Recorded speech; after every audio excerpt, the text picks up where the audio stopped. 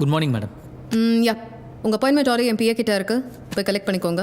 என் manager உங்களை office ஃபுல்லாக சுற்றி காட்டுவார். நீங்கள் எந்தெந்த ப்ராஜெக்ட்ஸில் ஒர்க் பண்ணணும்னு நாளைக்கு எக்ஸ்பிளைன் பண்ணுவார். Welcome to Vasundhara constructions, you may go. Madam நான் கொஞ்சம் உட்காரலாமா?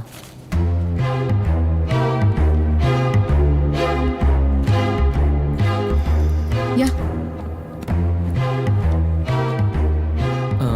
மேடம் நான் இங்கே வந்தது உங்கள் கம்பெனியில் வேலைக்கு சேர்கிறதுக்காக இல்லை.